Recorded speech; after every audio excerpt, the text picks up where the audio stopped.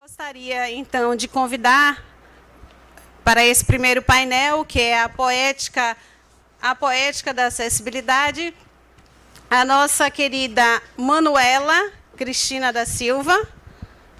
Manuela é professora da UFBA, da Universidade Federal da Bahia, do Instituto de Letras. Manuela também é coordenadora do grupo de pesquisa Tradução, Mídia e Audiodescrição e é doutoranda também da UFBA. Por favor, Manuela.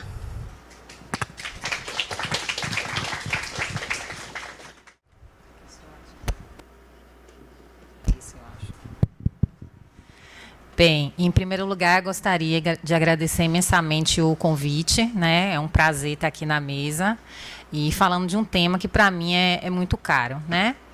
Então, eu preparei slides, gente, bem simples, não tem imagens no meu slide, tá certo? Então, o primeiro slide ele tem um fundo preto e a gente tem o título da comunicação em letras amarelas, né? Introdução ao universo da audiodescrição. Logo abaixo a gente tem uma faixa cinza, onde vocês podem ler o meu nome, e a filiação, que é UFBA Tramad em letras brancas. Pronto.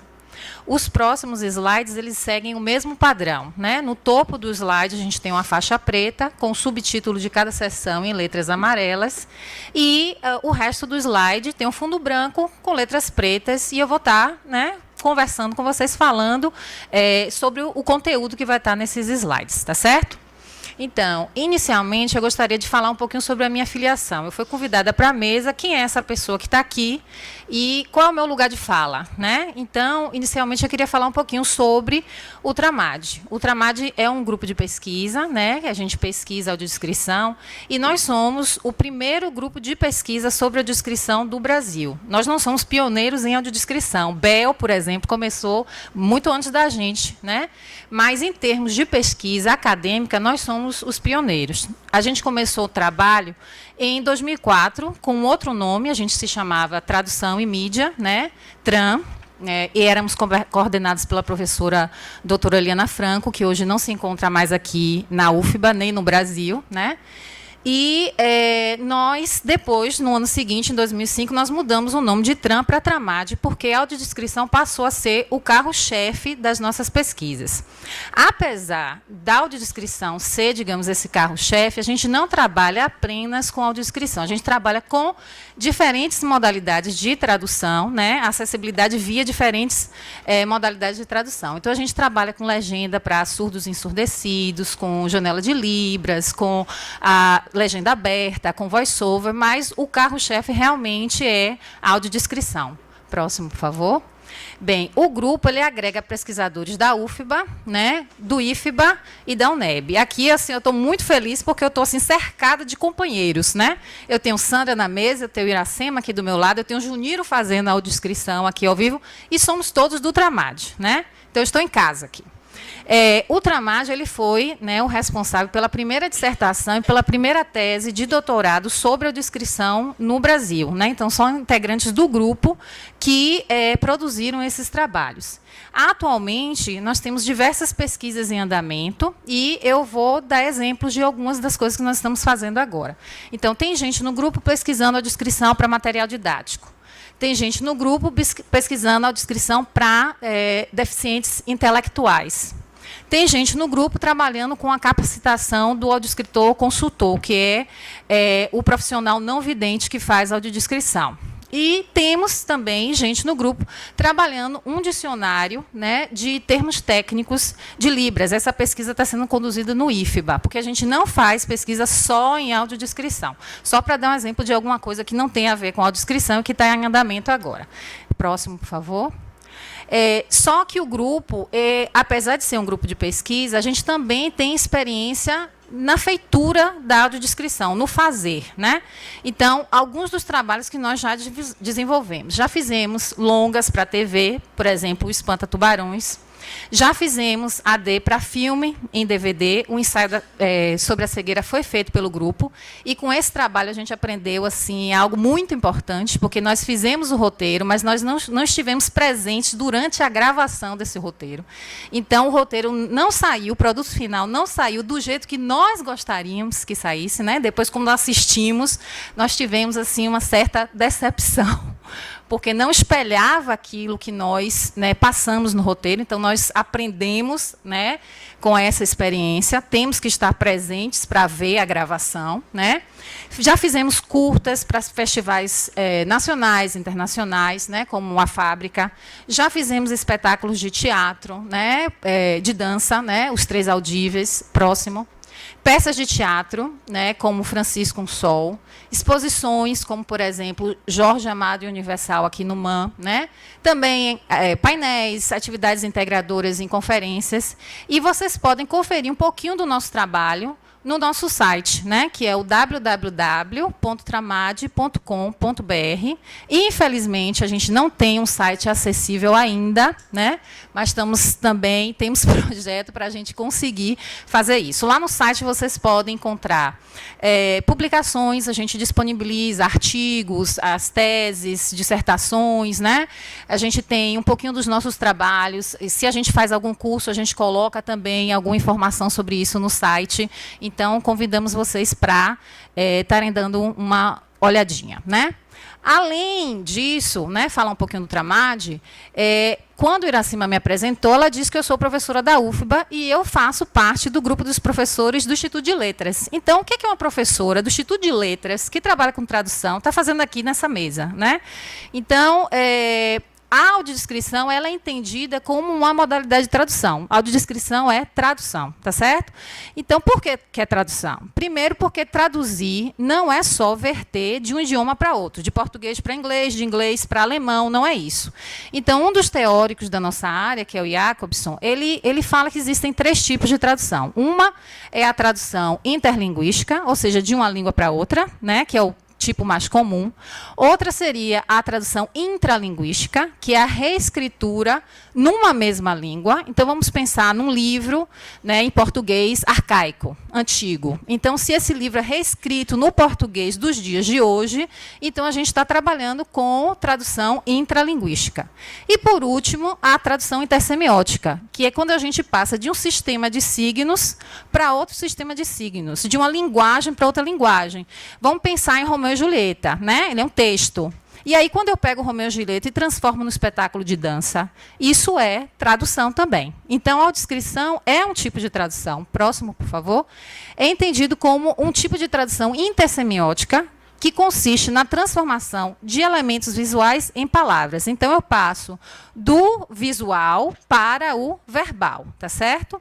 E a audiodescrição, ela tem um objetivo de tornar acessíveis a pessoas que tenham dificuldades para captar informações transmitidas de modo essencialmente visual, todo esse conteúdo que a imagem traz, né? Próximo.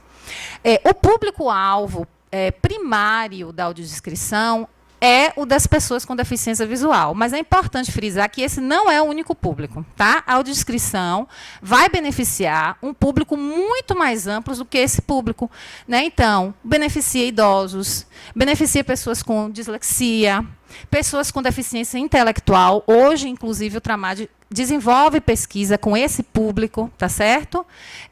Até videntes. Existem trabalhos em que a audiodescrição vai estar beneficiando videntes, né? Ajuda bastante no letramento de crianças, né? Então, existem pesquisas que mostram que a audiodescrição vai beneficiar um público muito maior. Uma vez conversando, fazendo um curso, uma palestra, uma das pessoas que estavam lá me disse que trabalhava com autistas e que ela via bastante uso, né, da audiodescrição para esse público. Enfim, quais são as aplicações? A gente pode fazer audiodescrição de praticamente tudo, né? Filme, peça de teatro, espetáculo de dança, fotos, pinturas, esculturas. Juniro, que está aqui fazendo a descrição, já fez a descrição até de festa de debutante, tá certo? Então, inúmeras aplicações. Quais são os tipos? A gente teria basicamente 3 tipos. A AD pré-gravada, então você faz um roteiro, você vai para estúdio e você vai fazer a gravação e mixar com o áudio do original. A gente tem ao vivo, então a gente também prepara um roteiro, só que aí a gente vai, por exemplo, para um teatro, né? E você vai ter que ler esse roteiro à medida que o espetáculo vai desenvolvendo, vai desenrolando. E é claro que vão acontecer o quê? Improvisos, coisas que não são exatamente aquilo que foi planejado inicialmente. E o audioscritor tem que dar conta disso ali no momento em que está acontecendo. E também a audiodescrição simultânea, né? Não tem roteiro. O audioscritor vai para lá e ele vai audiodescrever aquilo que está acontecendo naquele momento, né? Como foi, por exemplo, essa festa de debutantes, né? Não tem um roteiro pré-estabelecido, né? E se a gente estiver falando de uma produção audiovisual como, por exemplo, um filme, como é a mecânica, o que, que a gente faz, né? Você vai inserir descrições, por exemplo, de cenário, de figurino, de personagens, e também informações sobre mudanças espaço-temporais, né? Nas pausas dos diálogos ou nos momentos de silêncio. Então, você tem poucos segundos para você conseguir inserir informações-chave e permitir, né, que essa pessoa consiga acompanhar essa obra mais facilmente. Próximo. Bem, existem pesquisas, né, que comprovam os benefícios da audiodescrição, né? Então, a audiodescrição ela contribui para a aquisição de conhecimento sobre o mundo, a cultura vidente. Ela gera um sentimento de maior independência, igualdade e inclusão. Ela desobriga familiares e amigos da tarefa de descrever os programas. Ela torna a experiência com materiais visuais ou audiovisuais mais prazerosa. E ela auxilia a compreensão do público-alvo. Existem pesquisas que atestam isso.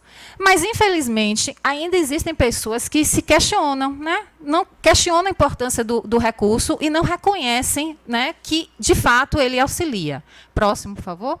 Então, alguns céticos, eles fazem afirmações como essas, né? Se o áudio dos filmes, por exemplo, não está numa língua estrangeira e as pessoas com deficiência visual podem ouvir tudo, para que elas precisam de audiodescrição, né? Isso é importante? Para quê? Elas conseguem ouvir tudo, né? Mas a gente tem que lembrar que um material audiovisual, filme, peça de teatro ou o que for, ele vai utilizar 2 canais, né? O canal acústico e o canal visual. Ou seja, ele combina sons e imagem. Isso é característico, né, de qualquer produto audiovisual. Então, essa combinação vai dar origem a 4 diferentes tipos de signos, né? Os acústicos verbais, que são as palavras faladas. Os acústicos não verbais, que são os sons, a música, os efeitos sonoros, por exemplo. Os visuais verbais, né, palavras escritas que aparecem na tela, né, placas, letreiros, legendas, o que for. E os visuais não verbais, que são as demais imagens, tá certo? Próximo, por favor.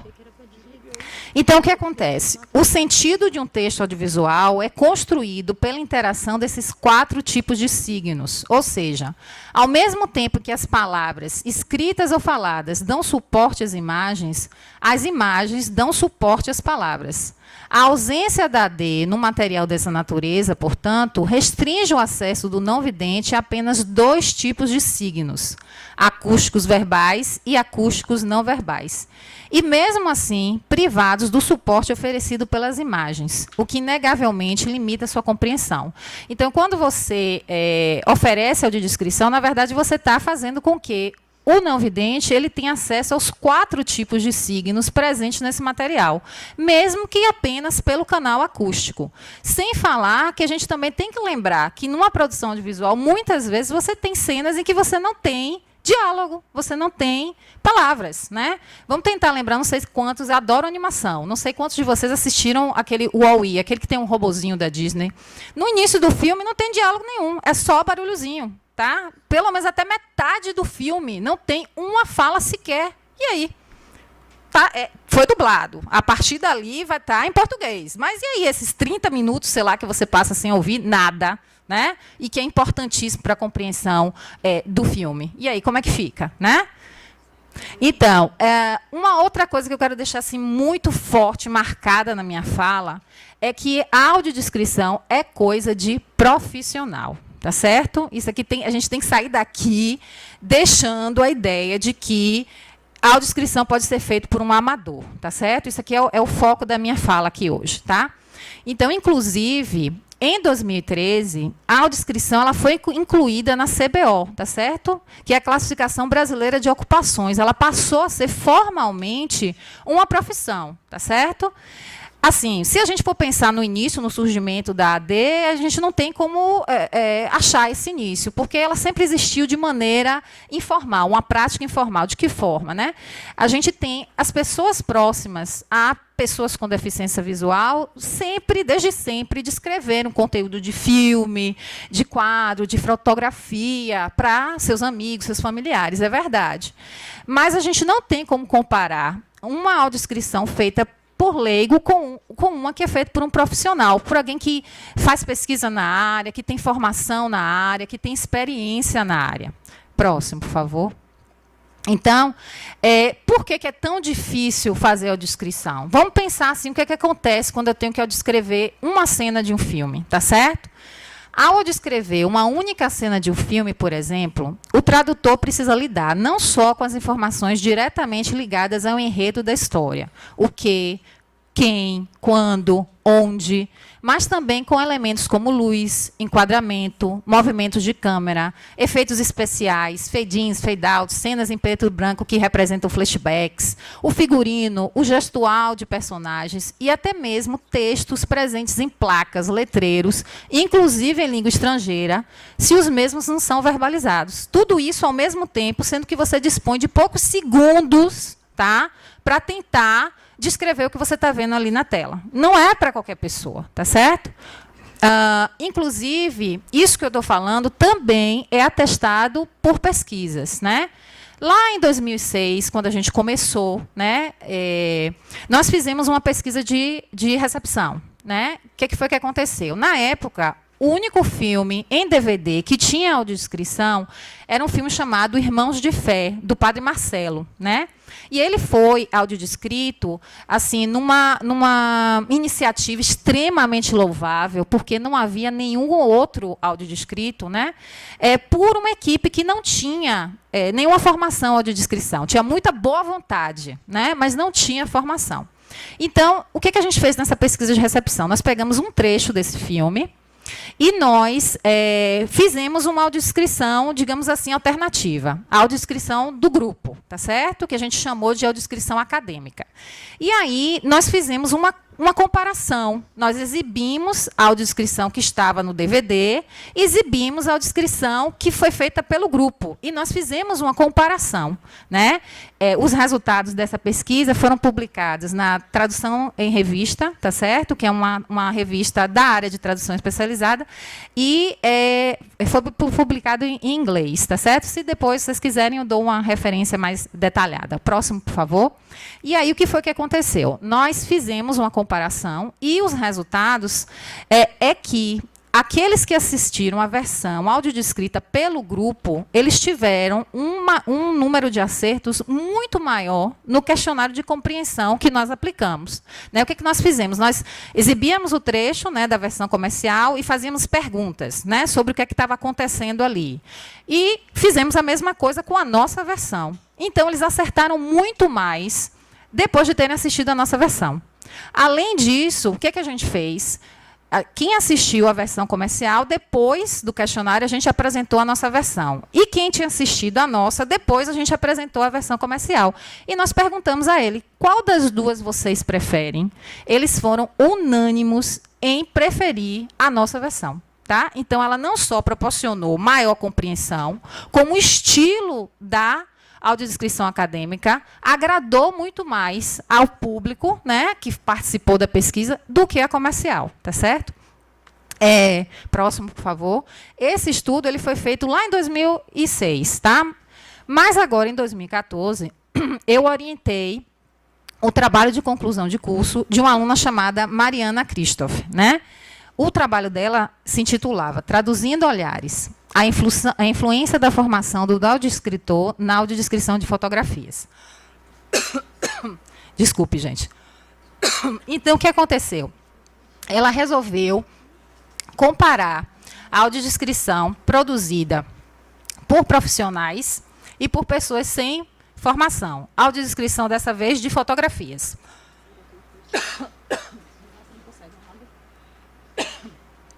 Desculpe, gente.